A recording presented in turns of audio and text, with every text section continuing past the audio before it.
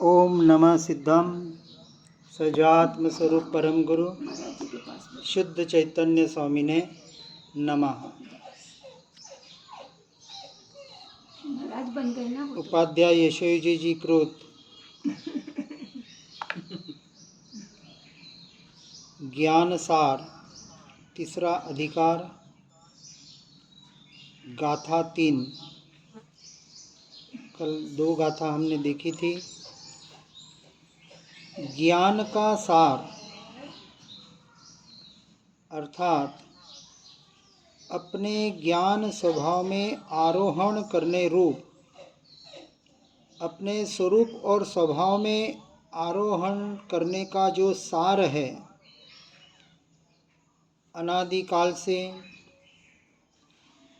स्वयं की स्वभाव की स्वरूप की जागृति न होने की वजह से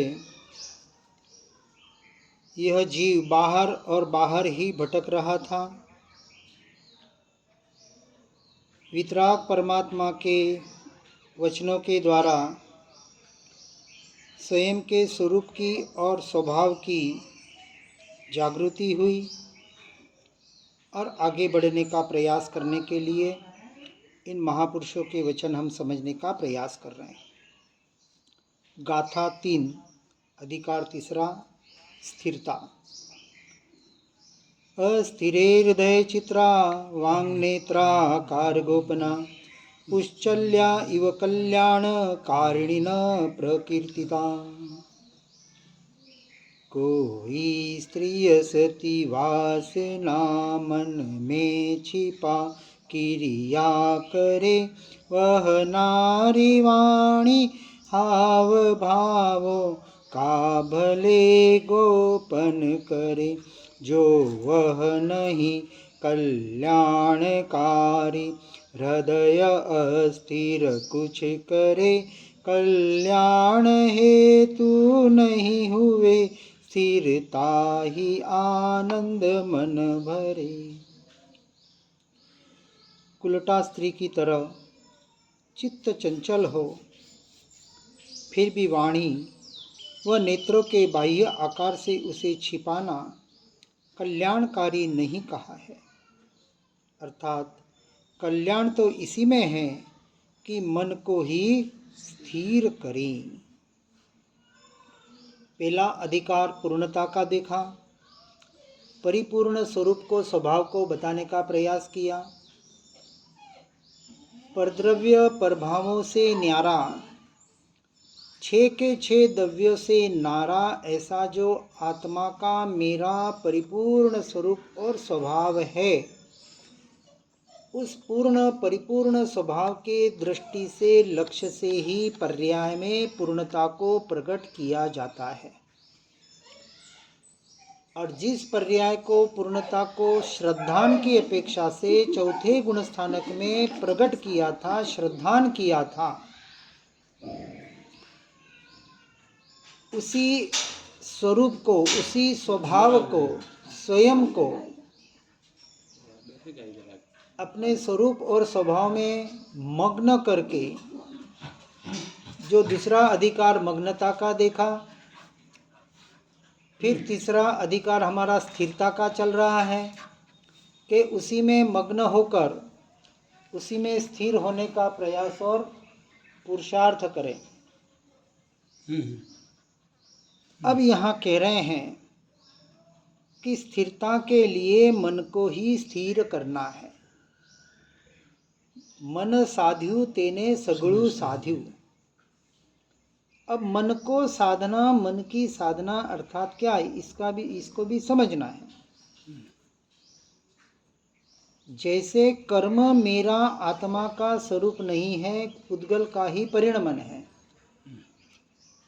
उसी तरह मन भी मनोवर्गणा से बना है और पुद्गल का परिणमन है। शरीर औदारिक वर्गणा से बना है, पुद्गल का परिणमन। सारा पुद्गल का परिणमन अर्थात मन को स्थिर करने की चेष्टा भी अपेक्षा से पुद्गल में पर में माथा मारने की बात है, निश्चय की अपेक्षा से, व्यवहार की अपेक्षा से। इसी मन वचन काया का, इन इंद्रियों का, क्योंकि हम सुन रहे हैं, हम यानी शरीर के द्वारा जो अभी समझने का प्रयास हो रहा है, अनादि की भूल, अपने स्वरूप को समझने रूप जो भूल है, उस भूल को निकालने के लिए, उसकी समझ प्राप्त करने के लिए मनुष्य शरीर मिला है, जो सर्वोत्कृष्ट शरीर योनि कही जाती है। सर्वोत्कृष्ट मन, विचार करने की बुद्धि, मन बुद्धि चित्त अहंकार का परिणमन, जो सर्वोत्कृष्ट दशा तक मनुष्य योनि पहुंचा सकता है, और किसी 84 लाख योनियों में, दूसरी किसी योनियों में हम वहां तक पहुंच नहीं सकते। इसलिए मोक्ष भी सिर्फ और सिर्फ मनुष्य पर्याय से कही जाती है।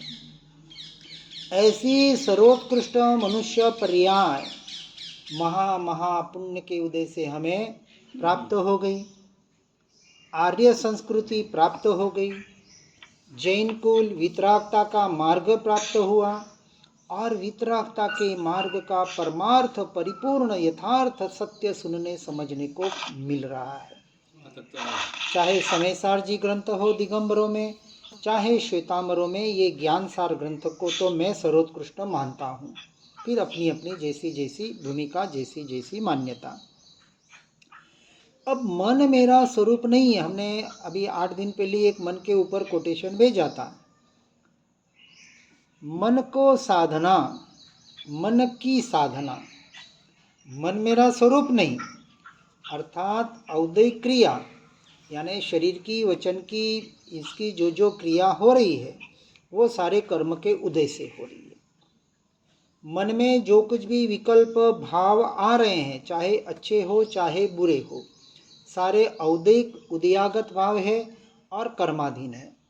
अर्थात उसमें भी हम एक मात्र भी, अंश मात्र भी फेरफार कर सकते नहीं, क्योंकि जैसा कर्म बंधा था उदय में आएगा, वो अपनी क्रिया और उस प्रकार के भाव कराएगा। अब काम मन का उपयोग कहाँ करना है? मन 2 प्रकार का बताया, द्रव्य मन और भाव मन। जो मन पर से जुड़ता है, अर्थात मन को पर से जोड़ने में कारणभूत आत्मा का उपयोग, वास्तविक मन नहीं जुड़ता है, मन मीडिएटर है, अरूपी पुद्गल का एक परिणाम मात्र है। आज दिन तक मन को कोई ढूंढ नहीं पाया, क्योंकि मन अरूपी है। किसी भी डॉक्टर को पूछ ले कि आपने जैसे हार्ट देखा है, फेफड़ा देखा है, हड्डियां देखी है, बड़ी आंत छोटी आंत, अंदर के सारे पार्ट देखे हैं, क्या आपने मन को कहीं देखा? तो कोई भी डॉक्टर बता नहीं पाएगा। सर्वव्यापी नहीं, मन एक क्रिएशन मात्र है, जिसमें आत्मा के परिणाम निमित्त बनते हैं। बाहर रहता है, अंदर भी रहता है? नहीं, एक्चुअली जैन दर्शन की अपेक्षा से हृदय के राइट साइड में 8 पंखुड़ी वाला मन यहाँ बताया जाता है। अदृश्य है, मतलब वो दिखता नहीं है। जैसे अपन भाव करते हैं ना, मतलब चक्र का जो अपने जैन दर्शन में भी कमल के ध्यान कर करके एक एक ध्यान बताया है, कमल चक्र के। तारण पंथ में भी षट कमल का ध्यान बताया जाता है। ठीक है, ये भूमिका के अनुसार व्यवहार ध्यान, वहाँ धर्म ध्यान होता है। अब उस मन को एक साधक थे जिन्होंने 35 साल मन के ऊपर साधना की। यहाँ तो 35 दिन आत्मा पे करते तो शायद आत्मा मिल जाता, परंतु मन जो पुद्गल का परिणमन है, उसको कोई स्थिर नहीं करना है, कुछ नहीं करना है। मात्र यहाँ मन की स्थिरता का अर्थ, जो परिणाम द्रव्य मन के द्वारा उपयोग जीव का बाहर विभाव रूप हो रहा है, इस विभाव दशा को ही अपेक्षा से मन का परिणमन कह सकते हैं। विभाव दशा और मन का तादात्म्य संबंध है, निमित्त नैमित्तिक संबंध कह सकते हैं। अब मन का दूसरा भेद भाव मन, जो भाव अपनी आत्मा से, स्वरूप से, स्वभाव से जोड़ने का काम करते हैं।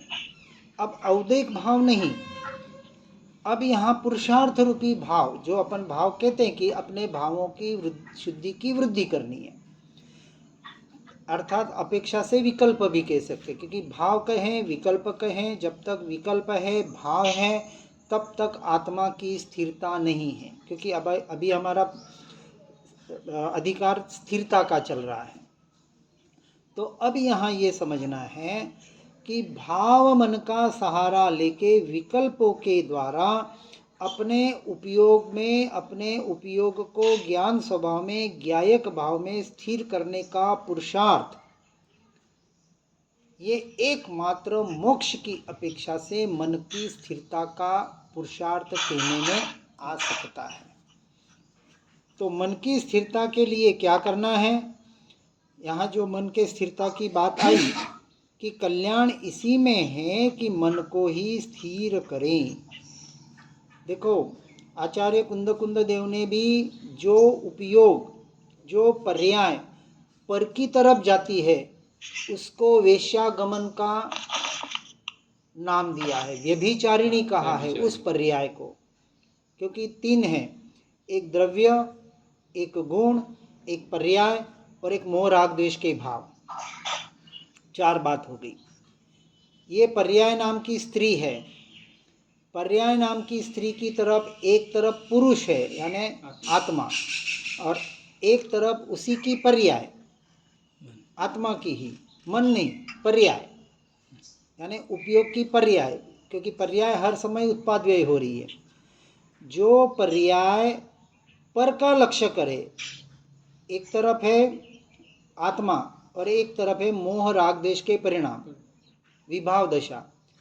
जो पर्याय विभाव में पर में मेरापना करे, अर्थात उस स्त्री ने पर का संग करने की वजह से उसको पर स्त्री गमन कहने में आता है। उसने पर का संग करने से उस पर्याय को व्यभिचारिणी, वहाँ ग्रंथ में स्पष्ट यही शब्द दिया है, क्योंकि अपने पुरुष को छोड़कर, पति को छोड़कर पर से संग किया, ऐसी पर्याय को वहाँ व्यभिचारिणी कहा। तो मन की साधना अर्थात अपने उपयोग की साधना,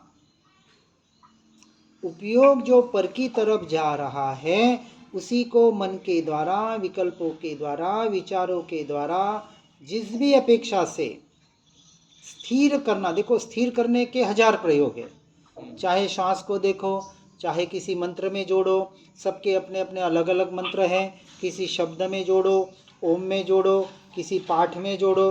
तो इस प्रकार के बाहर के धर्म ध्यान की अपेक्षा से, और आर्द्र रौद्र ध्यान तो हम जानते ही हैं, टीवी देखते वक्त भी मन स्थिर होता है, पिक्चर देखते हैं तो भी मन स्थिर होता है, कोई दृश्य देखते तो उसमें एकाकार होते हैं। तो मन को स्थिर करने के अनेक प्रकार हैं। यहाँ अपन धर्म ध्यान से शुक्ल ध्यान की हमारी चर्चा चल रही है। जिस मन का, भाव मन का उपयोग अपने भावों की शुद्धि की वृद्धि के लिए करें।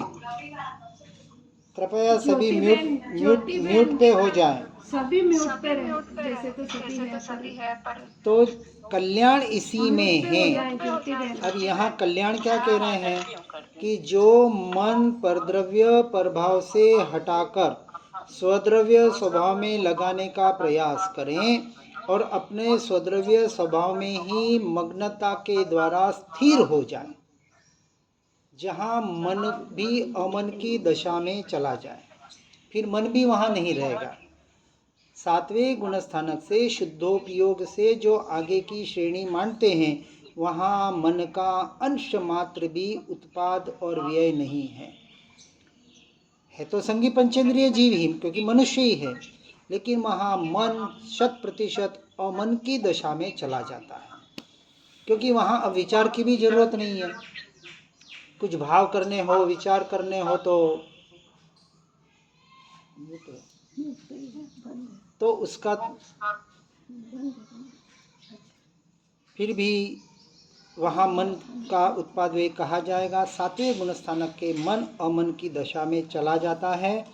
इसी में विशेष कल्याण यहाँ कहने का प्रयास कर रहे हैं। मन को स्थिर करो, अर्थात अपने उपयोग को उपयोग में, ज्ञान को ज्ञायक भाव में स्थिर करना, क्योंकि स्थिरता का प्रकरण चल रहा है। इसी का नाम मन की स्थिरता है। वास्तविक वहाँ मन है ही नहीं। उस दशा को व्यवहार से मन की स्थिरता कहने में आता है। उत्पत्ति पढ़ने में मन गुद्धि वचन गुद्धि काय गुद्धि आदरू हाँ मंड हाँ, वचन काटम परिहर परिहरु। तो गुप्ती में आना बात एक ही है, क्योंकि मन भी गुप्त हो गया, मन अमन की दशा में चला गया, इसी का नाम मन की स्थिरता। क्योंकि ध्यान अपेक्षा से उसी को अपन ध्यान भी कहते हैं, लेकिन ध्यान में भी कोई मंत्र नहीं, सूत्र नहीं, शब्द नहीं, कोई आलम्बन नहीं। ये सच्चा धर्म ध्यान है, और ये धर्म ध्यान हमें शुक्ल ध्यान तक पहुंचाता है। वास्तविक तो छठे गुण स्थानक की बात है, क्योंकि छठे गुण स्थानक के पहले शुक्ल ध्यान नहीं है, उसके पहले शुद्धोपयोग है, पर शुक्ल ध्यान नहीं है। शुक्ल ध्यान छठे गुण स्थानवर्ती भावलिंगी मुनिराजों के ही होता है, जो अंतर्मुरत आत्मलीनता, आत्मरमणता का ही प्रयास करते हैं, बिना किसी शब्द के, बिना किसी सूत्र के, बिना किसी विचार के, बिना किसी विकल्प के। इस काल में है। हाँ बिल्कुल, कहीं होंगे, वन जंगल में बैठे होंगे। जबलपुर के जंगल। अब जबलपुर कहो और कहीं कहो, नहीं, सुना साउथ में है, भी सुना साउथ में भी ऐसे जंगल है। जबलपुर में है ऐसा है। साउथ में जब जो एक पद्मावती का स्थान है दिगंबरों का, वहाँ हम गए थे, 20 किलोमीटर पूरा जंगल है। और जैसा कहते हैं कि यहाँ से पहले सारे दिगंबर मुनिराज साउथ में चले गए थे, फिर यहाँ श्वेतांबर वाले रह गए थे, क्योंकि वो कपड़े वाले का जो पहले कुछ हुआ था, कपड़े वाले को मार रहे थे बिना कपड़े वालों को, तो आधे इधर रह गए। उन्होंने कपड़े धारण जो करने किए हुए थे, ऐसे साधु, जैन साधु जो कहलाते थे, और जो नग्न दिगंबर थे वो सारे साउथ में चले गए। इसलिए बीच में जो इनकी नग्न दिगंबरों की मुनि परंपरा बंद हो गई थी, तो वो भट्टारक वहाँ संभालते थे भगवा वेश पहन के। आज वो भी वही परंपरा साउथ में चल रही है, सारे तीर्थ भट्टारक संभालते हैं।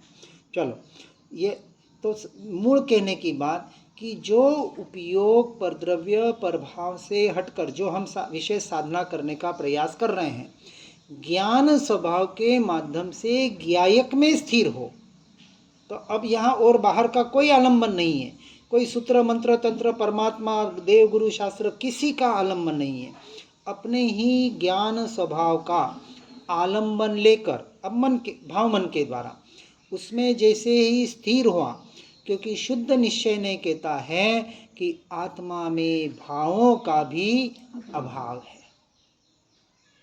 तो जैसे ही भाव करते करते भीतर में आ गया कि यही ज्ञायक परिपूर्ण अभेद अखंड एक त्रिकाली ध्रुव तत्व चैतन्य स्वभावी भगवान आत्मा यही मैं, अब वो मैं में ये विकल्प के द्वारा स्थिर हुआ। अब कोई विचार नहीं, कोई विकल्प नहीं, कोई मन नहीं। अब यहाँ मन की स्थिरता अर्थात मन अमन दशा में चला गया, और वो अपने स्वरूप और स्वभाव में लीन हो गया। वहाँ और कुछ नहीं है, विचार का एक अंश शब्द मात्र भी नहीं है, मात्र होने पने का एहसास है, मात्र अपने अस्तित्व का स्वीकार है, जो अपन ध्यान के प्रयोग के द्वारा हम कराने का थोड़ा प्रयास करवाते हैं। उसको परिपूर्ण मन की स्थिरता कहने में आएगी। आगे गाथा 4 में बताते हैं, अंतर्गतम महाशल्यमस्थैर्यम यदि नोद्वतम क्रियौषधस्य को दोषस्तदा गुणमयच्छताः कुछ धर्म क्रिया कृत्य की गुण रूप सिद्धि ना मिले तो दोष ना है धर्म का, क्योंकि हृदय उसका हिले अंतर पड़ा है चित्त में अस्थिर स्वरूपी शल्य, तो हो लाभ क्रिया का तभी जब चित्त हो निशल्य। तो यहाँ यशोविजय जी स्थिरता के लिए कह रहे हैं, यदि अस्थिरता रूप अंदर में महाशल्य को दूर न किया जाए, 3 प्रकार के शल्य बताएं, माया शल्य, निदान शल्य और मिथ्यात्व शल्य। यहाँ शल्य का अर्थ समझना है शूल, यानी यूँ जैसे कांटा होता है वैसे जो पहले सूली पे लटकाते थे ना, 5 फीट का कांटा, उसका नाम शूल, शूल का अर्थ शल्य। वो बड़ा कांटा, इतना बड़ा कांटा, कौन सा? अस्थिरता रूप, जब तक दूर नहीं होगा। तो ये 3 कांटे बताए। मिथ्यात्व शल्य सबसे बड़ा कांटा है इन 3 कांटों में भी। माया शल्य, निदान शल्य और मिथ्यात्व शल्य, निदान क्या होता है? नियाणा। नहीं है। 3 शल्य अपने सभी दिगंबर श्वेतांबर सभी में बताए। यानी कुछ ऐसा अपन मानते हैं ना कि इसने मेरा ऐसा किया, मैं उसको छोड़ूंगा नहीं, इसको निदान शल्य कहा। यानी कुछ ऐसी विपरीत मान्यताएं करना, या कोई सुख के लिए ओ हो मुझे तो ऐसा चाहिए, कुछ चाह होना, इसका नाम है निदान। यानी वो अपनी कल्पना के आधार पर कुछ इच्छाएं करता है, कुछ चाह करता है, कुछ डिमांड करता है। या तो विपरीत द्वेष रूप भी हो सकती है, राग रूप भी हो सकती है, अशुभ रूप भी हो सकती है, शुभ रूप। ये निदान शल्य। मायाचारी, ये तो हम देख ही रहे हैं, बाहर भी मायाचारी कर रहा है और स्वयं के साथ स्वभाव में रहने से स्वयं के साथ भी मायाचारी कर रहा है। और इन दोनों शल्य का मूल कारण है मिथ्यात्व शल्य। पर द्रव्य पर भावों में अशुभ क्रिया और भाव और शुभ क्रिया और भाव, इन दोनों में जो मन वचन काया पे आधारित है, उसमें जो मैं मेरापना है, इसका नाम मिथ्यात्व। लिस्या के साथ भी जुड़ा हुआ है क्या? शल्य? नहीं नहीं नहीं नहीं, शल्य निकल जाए तो सम्यक दर्शन हो जाए।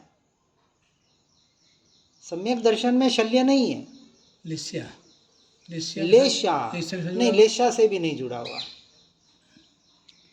लेशा तो आत्मा के परिणाम है। एक्चुअली लेशा का सम्यक दर्शन से भी कोई संबंध नहीं है, क्योंकि भरत चक्रवर्ती के तीव्र लेशा देखी गई। शायिक समकीती थे, दोनों भाई लड़ रहे हैं, एक दूसरे को मारने को तुले हैं, तो तीव्र लेशा, एक तीव्र क्रोध है। तो लेशा और सम्यक दर्शन, लेशा का वृत्ति से संबंध है, क्योंकि जैसे जैसे वृत्ति आती है, देश वृत्ति आएगी, उतनी उतनी लेशाएँ कम होती जाएगी, और सर्ववृत्ति में वो लेशाएँ बिल्कुल मंद होगी, यानी शुक्ल लेशा तक वो पहुँचेगा। अब ये परिणाम हो गए। और सम्यक दर्शन श्रद्धान का विषय है। भले तीव्र से तीव्र क्रोध है, तीव्र से तीव्र राग है, पर उस राग द्वेष के परिणाम में मैं मेरापना नहीं है, इसका नाम यथार्थ श्रद्धान।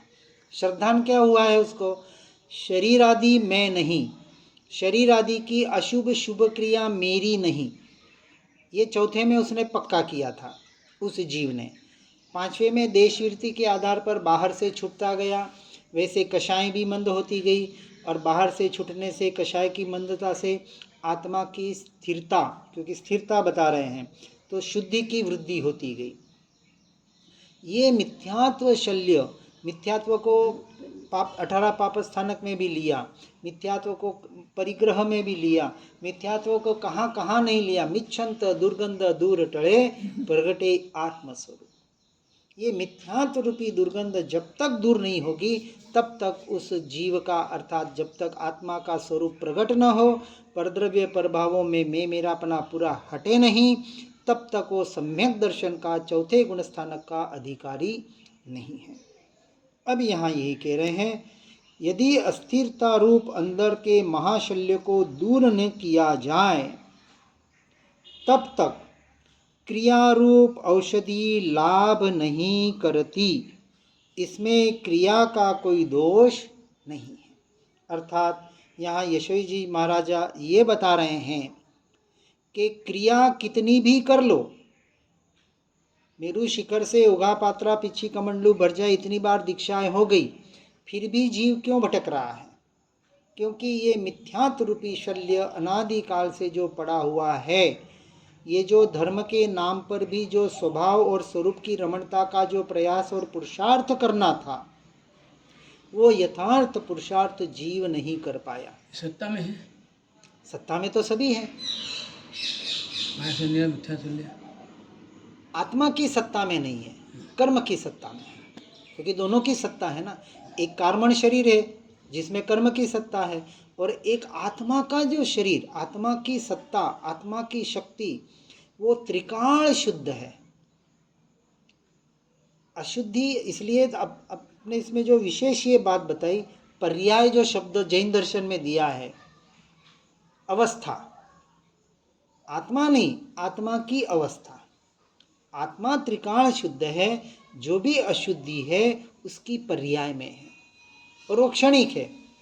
और हम सब देखते हैं, कभी गुस्सा आया, गुस्सा आते आते कभी रोने लग जाता है, गुस्सा आते आते कभी हंसने लग जाता है, तो एक क्षण में पलट जाता है। कभी क्रोध होता है, क्रोध होते होते मान रूप हो जाता है, मान होता है, मान होते होते माया रूप हो जाता है, माया करते करते लोभ रूप हो जाता है, प्रसन्न राजर्षि निरंतर परिणाम बदलते रहते हैं। प्रसन्न राजर्षि हाँ, प्रसन्न चंद्र राजर्षि कहाँ युद्ध करने गए और यहाँ से हाथ गया और दिखा रहे तो मुंडा हुआ शरीर, सीधे आत्मा में लीन हो गए और अंतर मुहूर्त में देव दुंदुभी बज गई।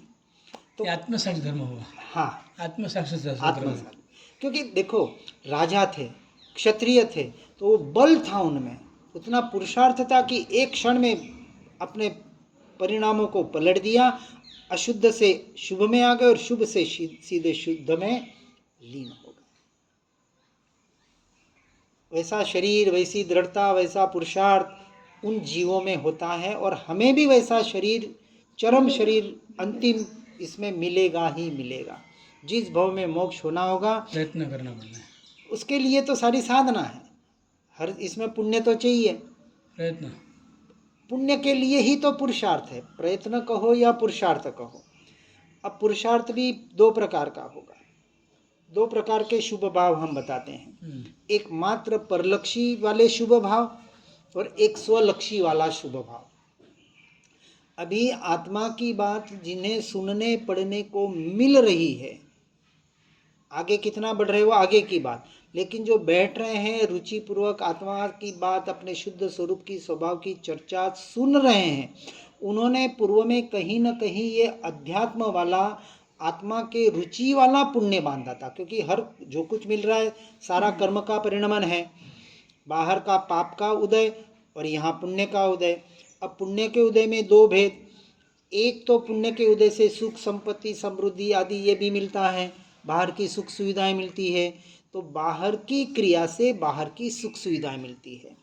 और भीतर के लक्ष्य से भीतर वाला पुण्य बंधने से सातिशय पुण्य जिसे कहा जाता है, आपको यथार्थ परमार्थ धर्म की सुनने पढ़ने को मिलता है।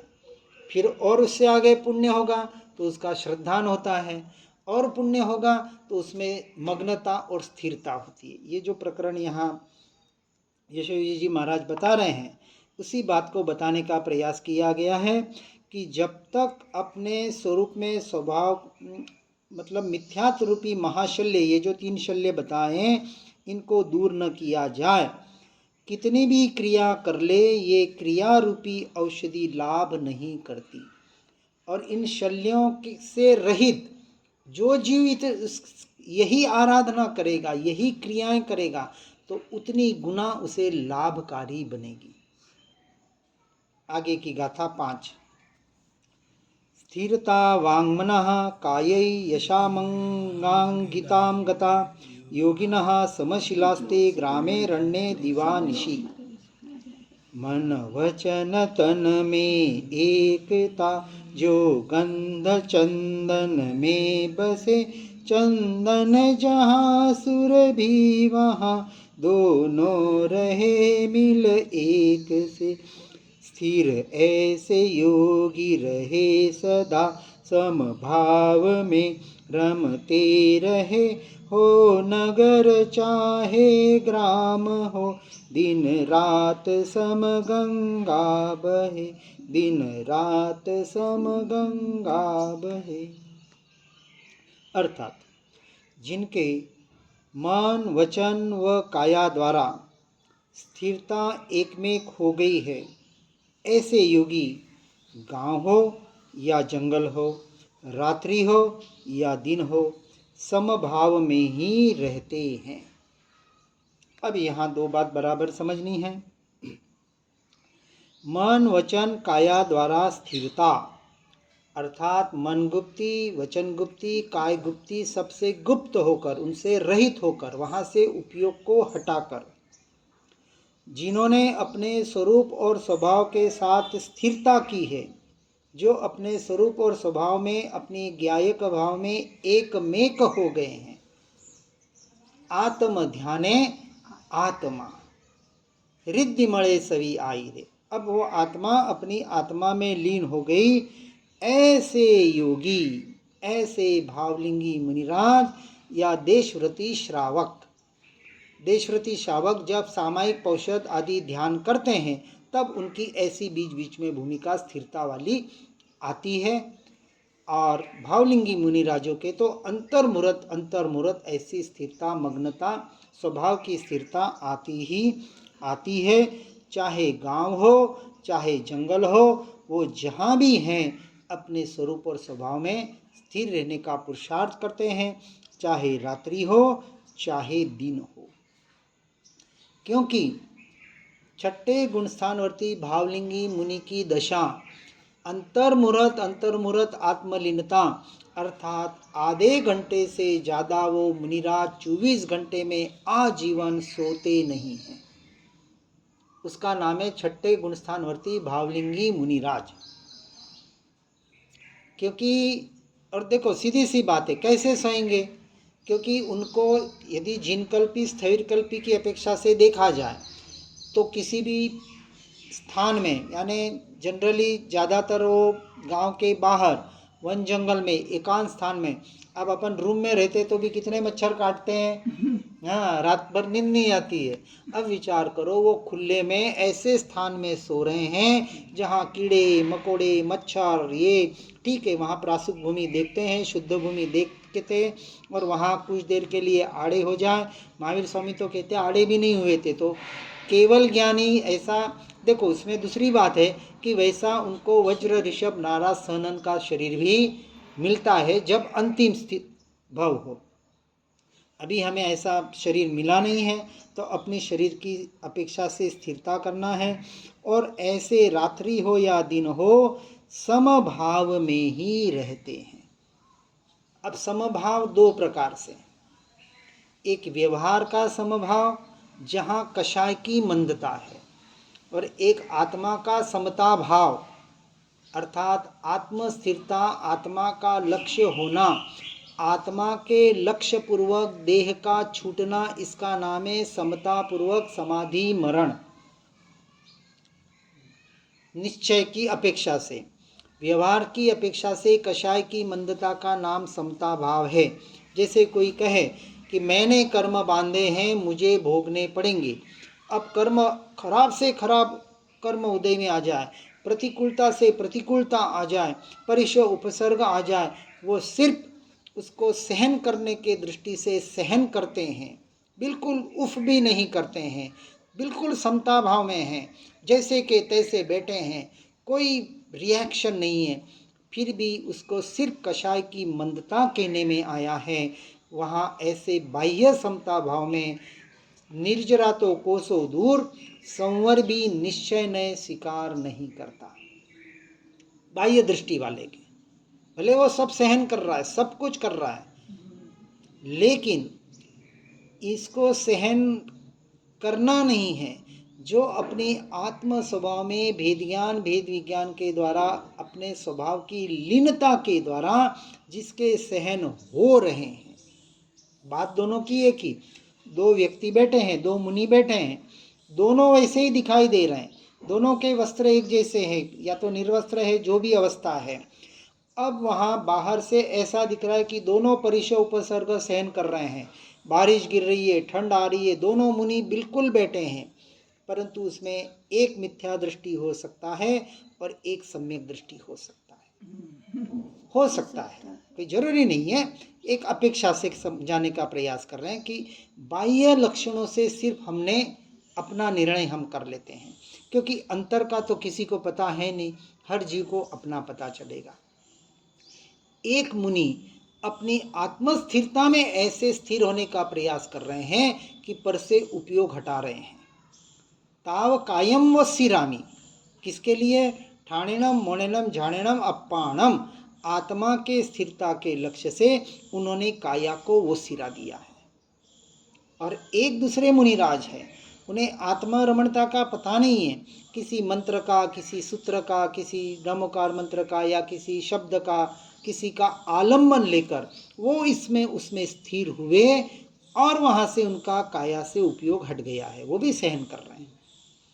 अब एक मुनिराज पर का आलम्बन ले रहे हैं और एक मुनिराज अपने स्वभाव का आलम्बन ले रहे हैं। एक महा पुण्य का बंध कर रहे हैं और एक संवर और निर्जरा कर रहे हैं।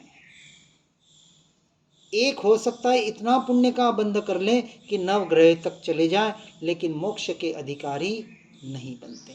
ये समभाव यहाँ समझने का व्यवहार और निश्चय की अपेक्षा से प्रयास करना है। आगे गाथा 6।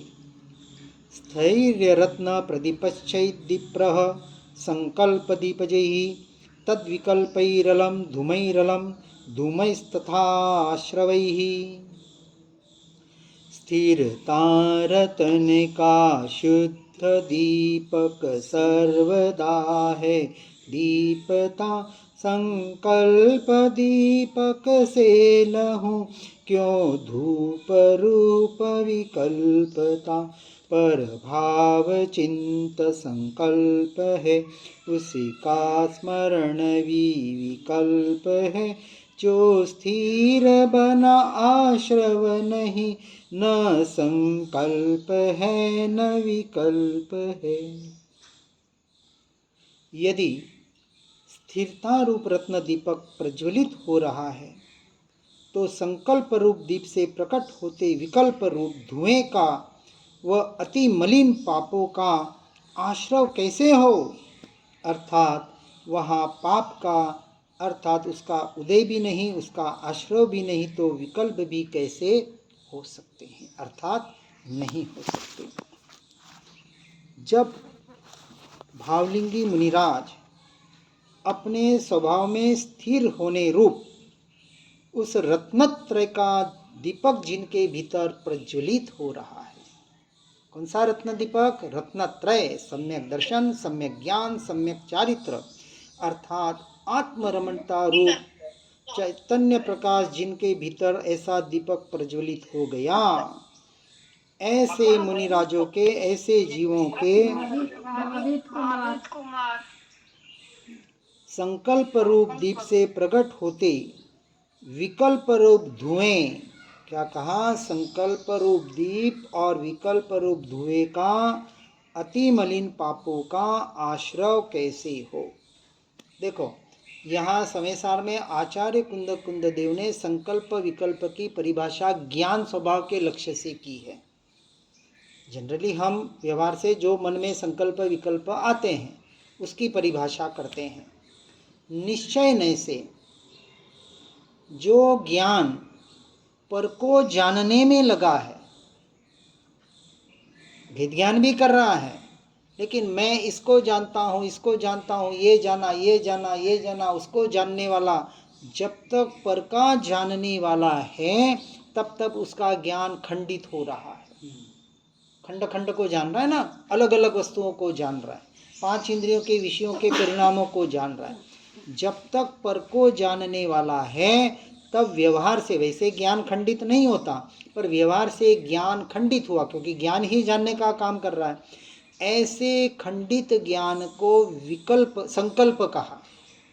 समयसार जी में गाथा है, अर्थात अपने ज्ञान स्वभाव में न रहने से यदि ज्ञाता दृष्टा साक्षी भाव में भी रह रहा है पर का साक्षी रह रहा है तो अपने ज्ञान को खंडित करने की वजह से उसको संकल्प कहा।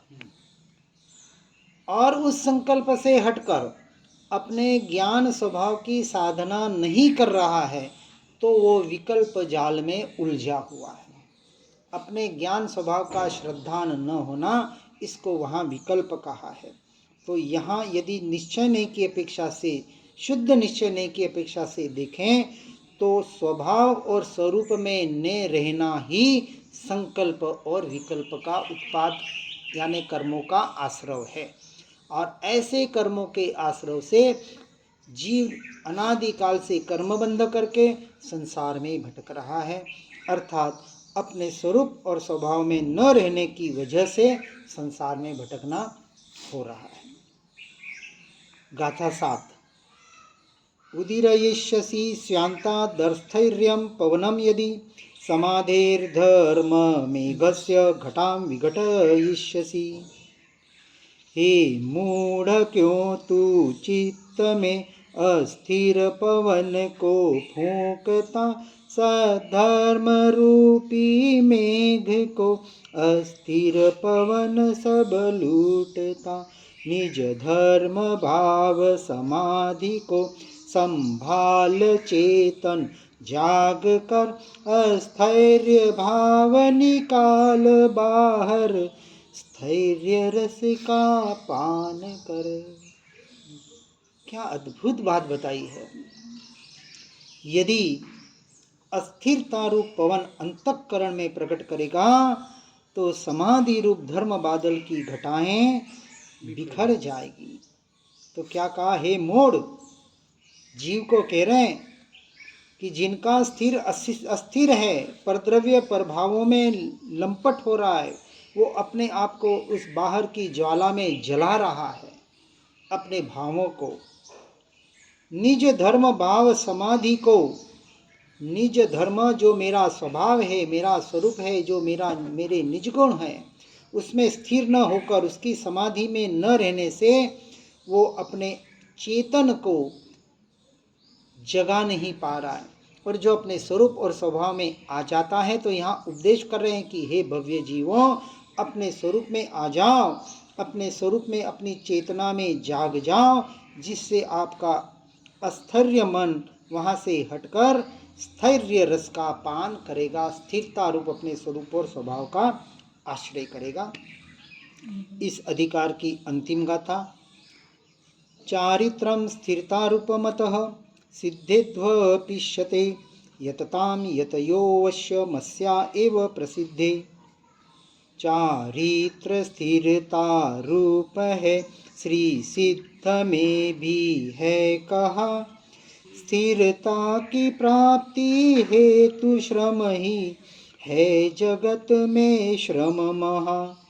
स्थिरता हृदय में ज्ञान की हो, ध्यान की हो तो सदा, तीर जाय मुनि इसके लिए, पुरुषार्थ करते सर्वदा। चारित्र स्थिरता रूप है, इस कारण सिद्धों में भी चारित्र माना गया है। अतः इस स्थिरता की संपूर्ण सिद्धि के लिए अवश्य पुरुषार्थ करो। रूपातीत स्वभाव जे केवल दंसन नाणी रे, ते ध्याता निज आत्मा होय सिद्ध गुण खानी। क्या कह रहे हैं, जो सिद्धों में चारित्र माना गया है, अर्थात चारित्र जो आत्मा का गुण है, जो सिद्ध परमात्मा अनंत काल के लिए अपने स्वरूप और स्वभाव में स्थिर है, इसलिए उनको परम चारित्र है। उन्हें स्थिर होना नहीं है, हमें स्थिर होने का पुरुषार्थ करना है, और आत्म स्थिरता का पुरुषार्थ इसी का नाम सम्यक चारित्र कहने में आया है। हे भव्य जीवों, ऐसे चारित्र रूप स्थिरता में स्थिर होने का, अर्थात अपनी आत्मा में अपने स्वरूप और स्वभाव में स्थिर होने का यथार्थ पुरुषार्थ करो। यही वास्तविक सच्चा पुरुषार्थ जो मुनिराज करते हैं, वही पुरुषार्थ सच्चे श्रावक करते हैं, और वही पुरुषार्थ मिथ्या दृष्टि करके अपने आत्मा को प्राप्त करके, अर्थात अपने स्वभाव का स्वरूप का यथार्थ श्रद्धान करके अविरत सम्यक दृष्टि में सम्यक्त्वाचरण या स्वरूपाचरण चारित्र को प्राप्त करता है। हृदय में ज्ञान की हो। हाँ, हृदय में ज्ञान का ही ध्यान हो सदा, अर्थात अपने ज्ञान स्वभाव का निरंतर ध्यान करना ही चारित्र कहा गया है। और ज्ञान स्वभाव में स्थिर होना, अपने ज्ञायक भाव में स्थिर होना, यही वास्तविक चारित्र है। और ऐसे चारित्र में आगे बढ़ने के लिए सम्यक दर्शन बहुत जरूरी है। ऐसे सम्यक दर्शन की प्राप्ति हर जीव करके अपने स्वरूप और स्वभाव की रमणता का प्रयास और पुरुषार्थ करे। इसी भावना के साथ ओम नमः सिद्धम। जिन वाणी के ज्ञान से हो सम्यक श्रद्धान, हो चारित्र महान उर पाऊं पद निर्वाण। निज निधि निज में बताई, यह अनंत उपकार है। इसके लिए जिन वाणी माँ को वंदना शतवारे है, वंदना शतवारे है, वंदना शतवारे है।